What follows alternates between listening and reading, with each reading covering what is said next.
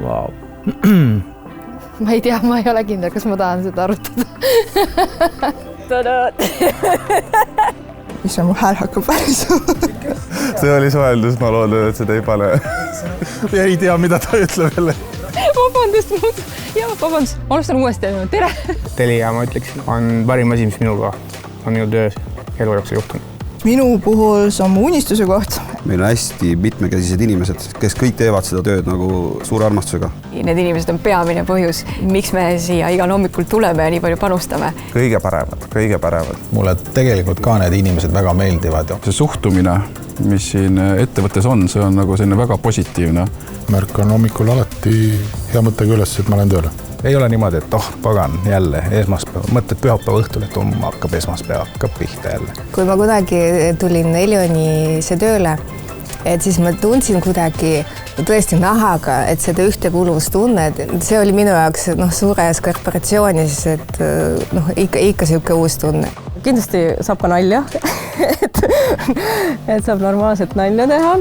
Eestis on väga vähe selliseid ettevõtteid, kus on niivõrd palju erinevaid valdkondi ja kus kogu aeg midagi nagu uut juhtub. Ei ole palju asju Eestis, millega sul on võimalik sadade tuhandete inimeste igapäevaelu positiivselt mõjutada. Telia järgi juhindatakse väga palju, milline on meie töökeskkond, kuidas me siin töötame, kuidas me siin elame. Mul on nii põnev osa sellest olla ja kuidagi tunde, et minust sõltub. Ja ma olen saanud teha asju, mida ma tõesti olen nautinud. Iga minut ma midagi kuidagi panustan ja see on väga äge. Meie ettevõte tegelikult võimaldab sul mõelda ka boksist välja. Sest inimestesse usutakse ja sulle tegelikult antakse võimalused ja vabadust seda kõike teha. Ära kasuta sinna probleem.